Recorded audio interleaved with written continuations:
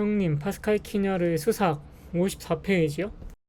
시대라는 이름을 달고 잘린 시간은 아이가 태어날 때마다 외증조부를 땅에 묻듯이 죽은 언어들을 물려받는다라는 것. 아이가 태어날 때마다 외증조부는 땅에 묻히는 것, 돌아가는 것. 근데 다시 아이로서 반복이 되는 것. 그리고 아이는 뭐를 물려받아요? 죽은 언어. 그래서 라틴어로 인판스가 어린아이라는 뜻이에요. 이거를 프랑스어로 앙팡입니다. 앙팡이 어린아이예요. 근데 앙팡이란 말은 말하지 못하는 이라는 뜻이에요. 말하기 이전까지의 시기를 인판스라 합니다. 그게 어린아이. 우리는요 원래 말하지 못했어요. 우리는 말을 선조들로부터 물려받은 겁니다. 이것도 읽어드릴까요?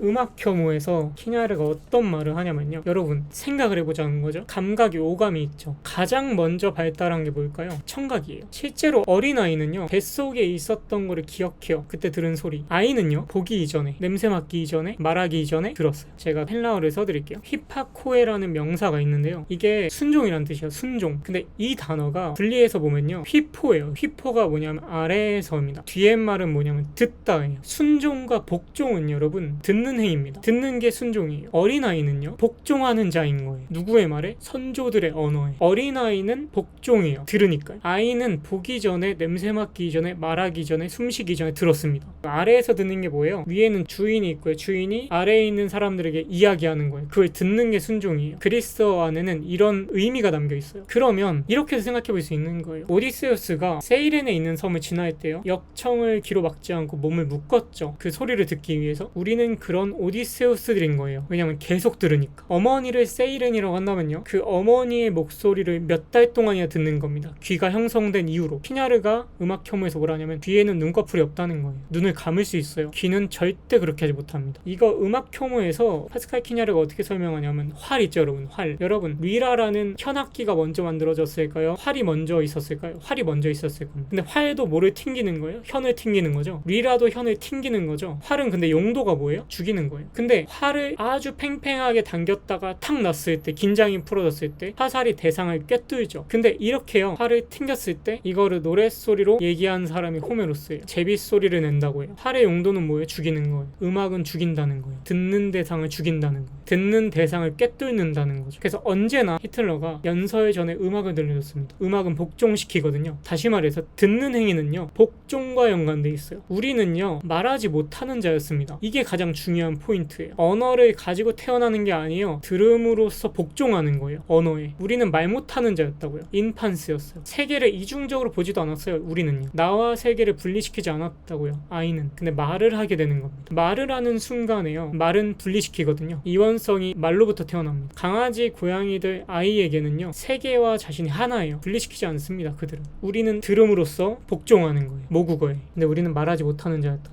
여러분 누가 말하고 있죠 지금? 여러분이 말하고 있나요? 여러분이 언어를 만들었나요? 그 여러분이 말하는 언어를 누가 말하고 있나요? 누군가가 말하고 있는 거예요. 그 누군가는 누구일까요? 우리의 과거 전체인 거예요. 그래서 키냐르가 우리 인간을 복화술사 손에 들린 인형이라고 표현해요. 복화술사의 인형이라고 하는 이유가 뭘까요? 우리는 우리가 말하는 게 아니고 우리가 언어를 발명한 것도 아니고요. 우리가 언어에 의미를 부여하는 것도 아니죠. 단지 과거의 사람들이 그렇게 말하게 해놓은 그런 문법, 그런 개념들을 그냥 갖다 쓰죠. 우리는 우리가 말하는 게 아니에요. 어떻게 보면 과거가 말하고 있는 거죠. 왜냐하면 우리는 본래 말하지 못하는 동물이에요. 그런 실제 사례가 있잖아요. 동물과 함께 살면 동물처럼 행동합니다. 근데 실제로 실어증 환자들은요 언어를 배우기 시작하면서요 그 여자들의 촉 있죠. 이런 게 언어적인 능력이 좀 퇴화돼야지 생긴대요. 실어증 환자들이요 그러한 감정을 읽는 그런 능력이 엄청 민감하대요. 그러니까 무슨 말이냐면 언어적인 논리가 인간 안에서 개발되면 개발될수록 직관적인 걸 잃어버려요. 그러니까 동물성을 잃어버립니다. 직관적이고 직감적인 거. 그래서 우리는 복화술사 인형인 거예요. 우리가 문법의 개발자가 아니거든요. 어떤 한 나라의 문법에 종속된다는 건 그 나라의 도덕과 관습과 이런 거에 종속된다는 뜻이. 우리는 말하지 못하는 자였어. 말하게 된 겁니다. 근데 그 말하게 되는 그 계기가 청취에 있다는 거죠. 듣는 거. 근데 듣는 건 그리스어에서 복종하는 거예요. 여러분은 이미 복종하고 있는 거예요. 이미 뱃속에서부터요 역청으로 귀를 막지 않은 오디세우스들인 겁니다. 우리는요. 여러분들은 오디세우스들인 거예요. 어머니 뱃속에서 귓거풀을 닫을 수 없이 어떠한 소리가 들려오든 그 침입하는 소리를 그대로 받아들일 수밖에 없는 세이렌의 노래 노랫소리를 듣고 죽음으로 가려고 했던 오디세우스처럼 우리가 그랬을 거예요. 우리는 그렇게 들으면서 성장한 거예요. 우리는 보기 이전에 들었습니다. 말하기 이전에 들었어요. 숨쉬기 이전에 들었습니다. 냄새 맡기 전에 이미 들었어요. 우리는 듣는 자인 거예요. 근본적으로. 그 들음으로부터 우리는 모방하기 시작합니다. 언어를요.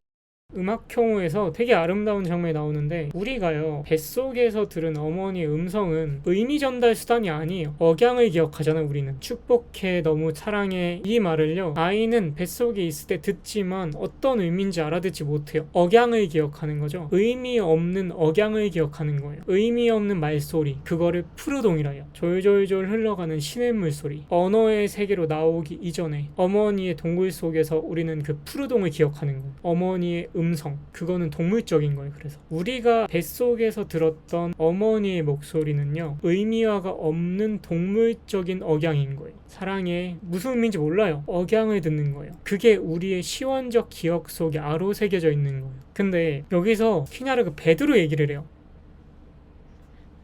성 베드로의 눈물이. 근데 베드로가 언제 울었죠? 베드로가 이런 말이에요. 영혼을 바치더라도 당신을 부정하지 않겠습니다. 근데 예수님이 뭐라 하세요? 수탉이 3번 울기 전에 네가 나를 부인할 것이다. 근데 안 그런다고 하죠. 근데 부인해버려요. 그리고 히에로니무스는요 라틴어 성경에서 이렇게 적어요. 슈타팀 갈루스 칸타비트. 즉시란 뜻이에요. 슈타팀이 갈루스, 수탉이 칸타비트 노래했다. 베드로가 논숨이래요. 나는 아니다. 나는 그가 아니야. 하인이 너가 예수와 함께 있었던 거 내가 봤다. 내가 아니야. 나는 그가 아니야. 근데 베드로가 3번 딱 부정하자마자 수탉이 노래했다. 여러분, 이 칸타비트요. 여러분, 동물의 울음소리는요 의미작용이 없어요. 뭐랑 똑같아요 여러분? 우리가 어머니의 뱃속에 들었었던 그 푸르동, 어머니의 시냇물 같은 목소리, 우리가 뱃속에서 들었던 의미화가 전혀 없었던 시냇물처럼 흐르는 어머니의 목소리. 베드로가 즉시 어떻게 해요? 밖에 나가서 울어요.